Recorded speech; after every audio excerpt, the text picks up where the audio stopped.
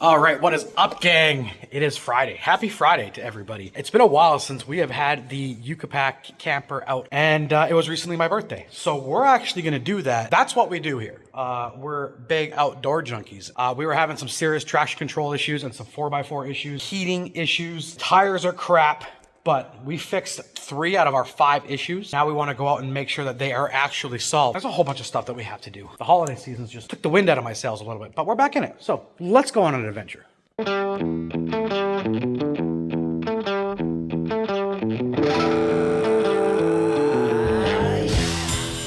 Welcome to Blindman Outdoors. I'm Dave, and I've been exploring my whole life. From my hometown in the Blindman River Valley to the jungles of South America. 4 years ago, I left an old life behind to chase a passion full-time. Now, I built Canada's Yucca camper and the Alberta Outdoor Adventure Expo, all while continuing to explore and experience the great outdoors. You see, I believe we're called to live free and be wild. And if you do too, then this is the place for you.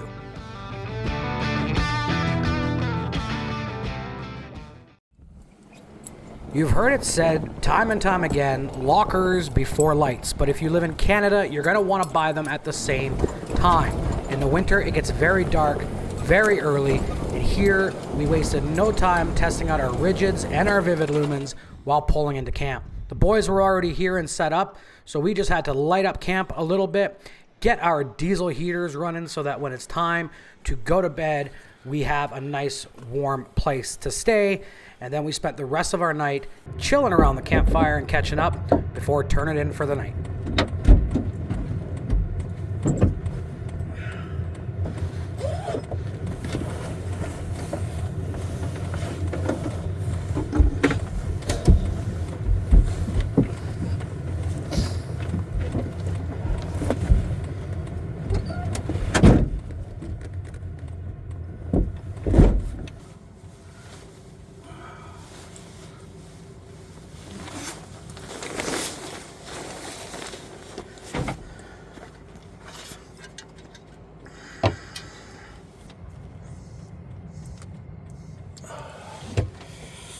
We are back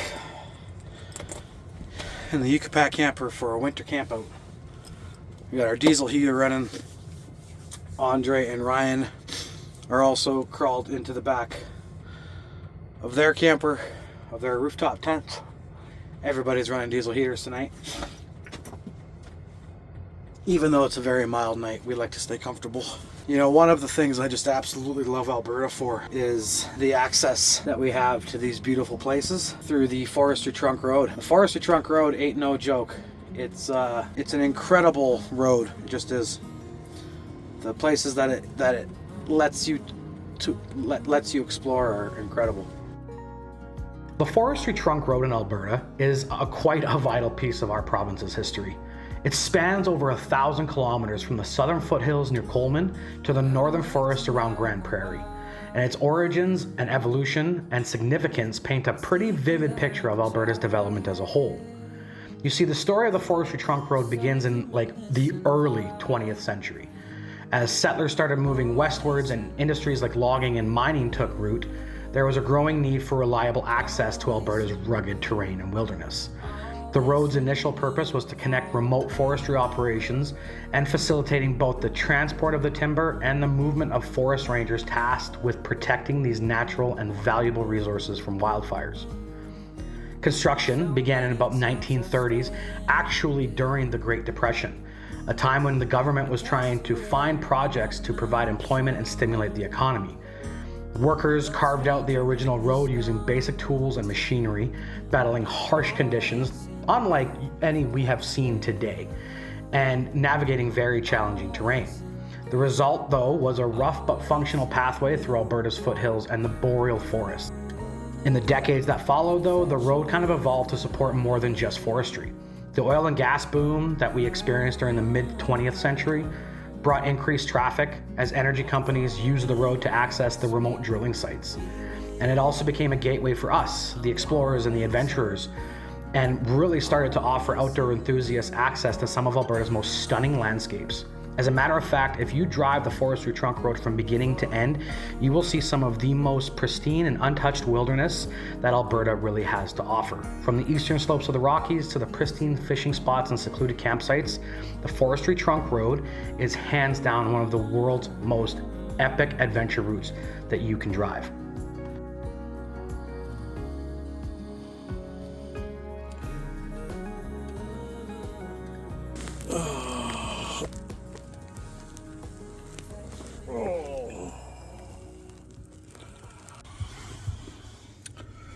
Good morning.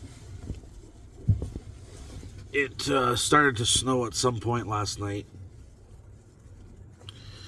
And so we're waking up to a bit of a beautiful little whiteout right now. I'll tell you something, it makes a massive difference in a camper like this with a diesel heater. Like, it is so nice down here right now. Like, I could just hop down here, hang out in here, and make a coffee. Which sounds like an excellent idea.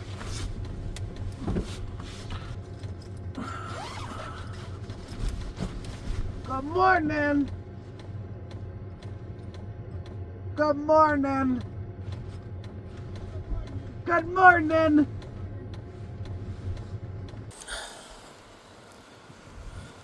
Oh yeah, ladies and gentlemen. I'm telling you guys, if you like adventures, you need to subscribe to this channel.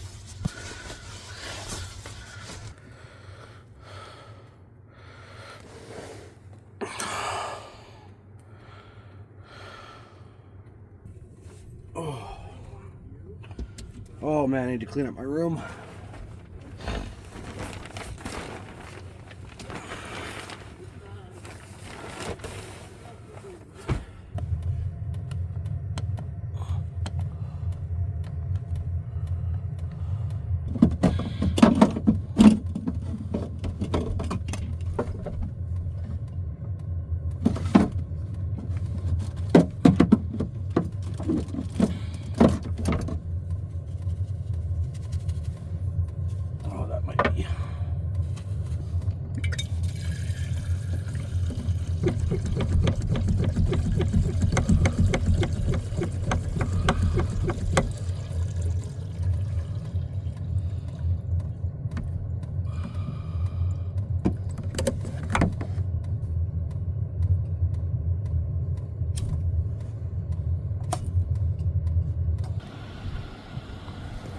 Yeah, there's a person under there.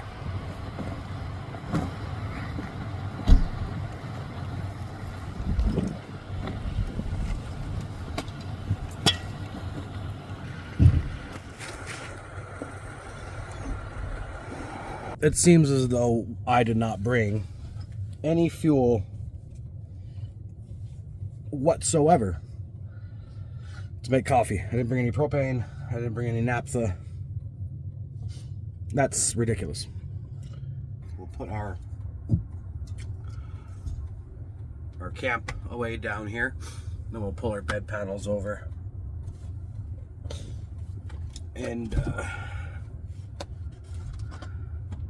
put the rest of our camp away up there. What kind of outdoorsman brings coffee with no heat source? I could just start a fire, but I sort of don't want to do that.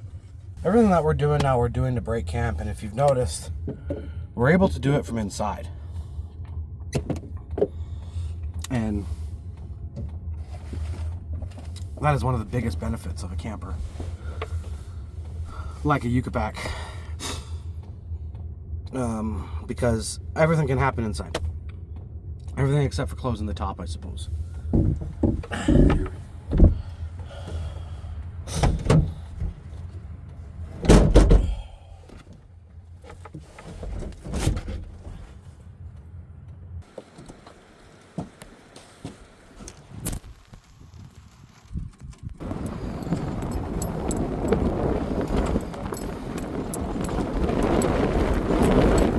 So I think what the plan is we're gonna try and get to the top of Limestone on the fuel reserves that I have, and then also try and get to a town on the fuel reserves that I have. We're about an eighth of a tank. That's what we've got. That's a big ask, especially from a Frontier.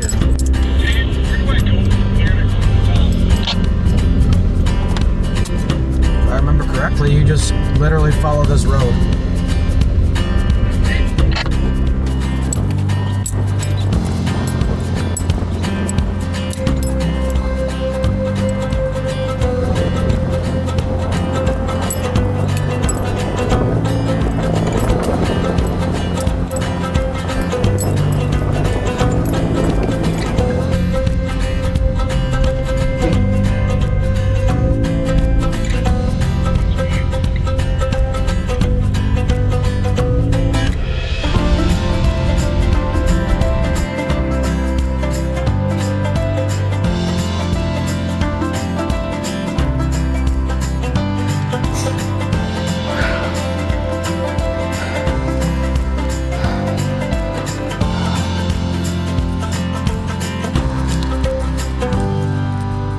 Half-cut stickers. Trying to wear them out, the ones that came out of the cutter loop.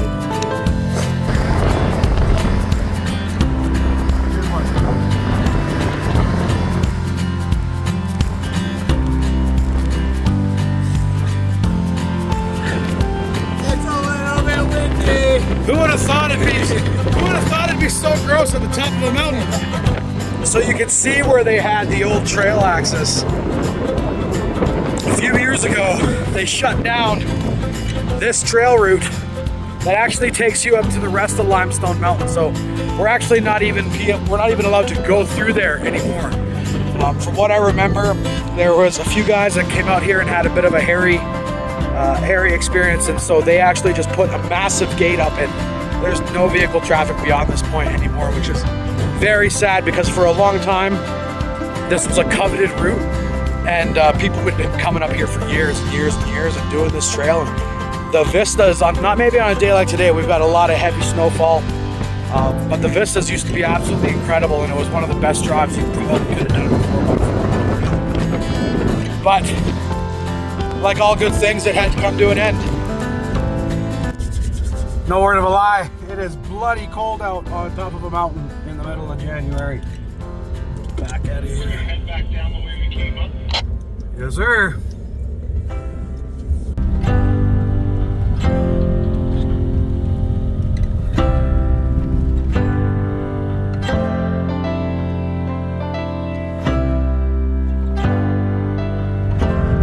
All right, we are back on the road again. We're now heading to camp. I don't know about you guys, but when you're traveling the 40, you gotta stop. Like, if you see a little spot that you want to check out or that you know and you want to show some guys, just take it. Take the little offshoot and see where it goes. A lot of the time, it's how you find some of the best camping spots.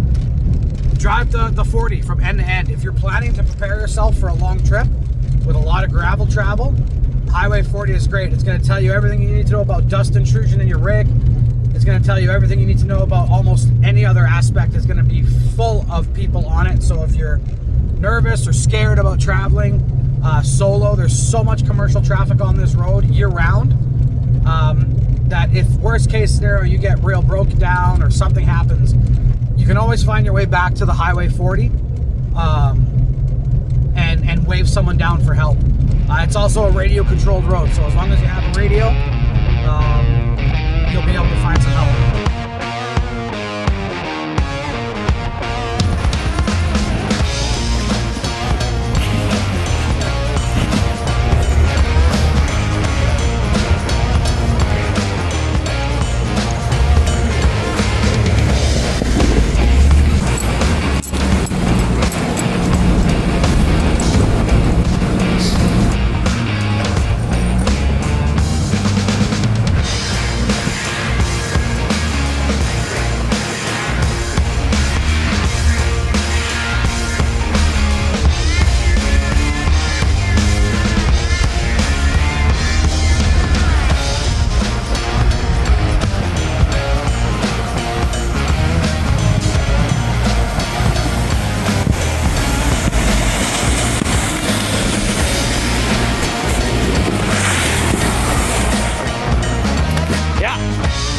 Hell yeah.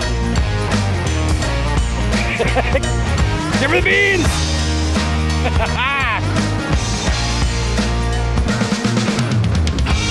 Just crawls right up it like a fucking...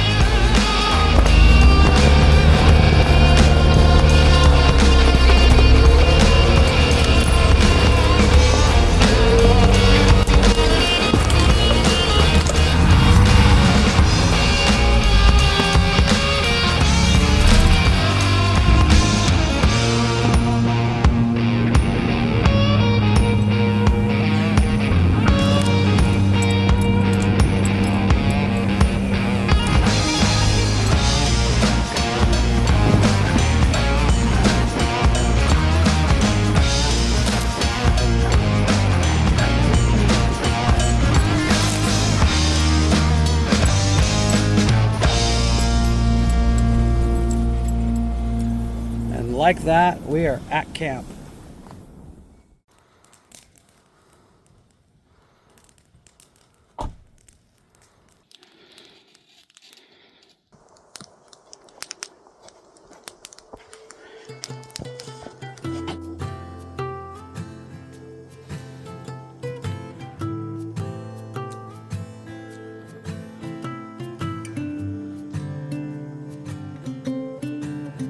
All right, guys, we're gonna do a really easy dinner today. And we're gonna use some of our Christmas presents or birthday presents from Melanie. Thanks for some new cutlery, Melanie. All right, so we're gonna cook up some stew and some beans.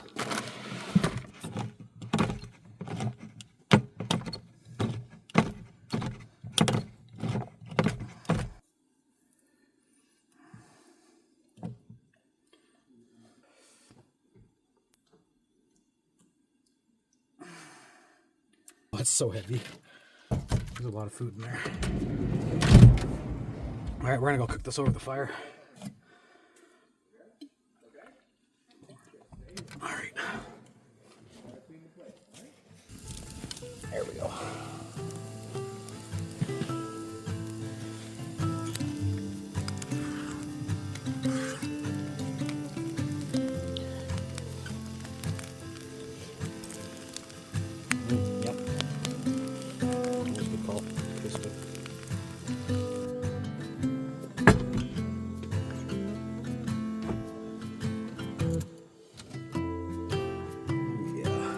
I think I'm going to sit here, enjoy my meal, listen to some music, and then we're going to return to the fire and have another night under the fire. It's so bloody nice out right now. Might be 2 or 3 degrees above zero. And outside in the beautiful, beautiful Alberta backcountry, doing what we love to do.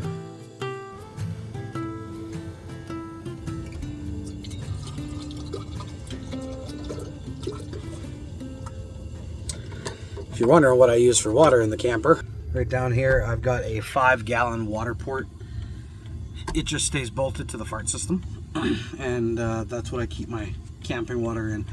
The Frontier, the Yucapac, is very much set up as like an adventure truck, so fully kitted out with gear and everything in it. I think I'm primed to go about 5 to 6 days without needing a top-up of anything except for fuel. This truck drinks gasoline. But for the most part, inside here, I generally have everything that I need to exist for at least a week. When the solar is working, I've got limitless power. And I've recently swapped the old fridge that I had purchased from Raven Truck Accessories years ago out for the new Iceco in the Frontier. The other fridge is going to go in the van. This one's going to stay in the Frontier because it's much smaller and it opens sideways. Heckin' grateful for the epic day that we've had today. From waking up in a blizzard and a snowstorm on the top of a mountain to driving down and back down into the valley here and parking along a frozen riverbed. temperatures are absolutely phenomenal. It's above zero right now, and it's the middle of January. And yeah, just really good company. Hanging out with Andre and Ryan, just some top shelf guys. It's been a blast. It's been desperately needed. We've been putting in some overtime at the shop there at the Adventure Factory. So for everybody that has purchased a Yucatan camper this month, thank you. I do appreciate your guys' business, and it's a fun thing that we do here. We're a unique Canadian business, and I've been kind of sharing the whole story here on YouTube. Some of the people that are here, if this is your first time here, this whole channel has kind of just been about chasing your dreams a little bit and taking big risks and seeing what life has to give you if you just use a little bit of courage and step outside the box. I love being in here, man. I just love the vibe of a Yucatan. I really do. It's great.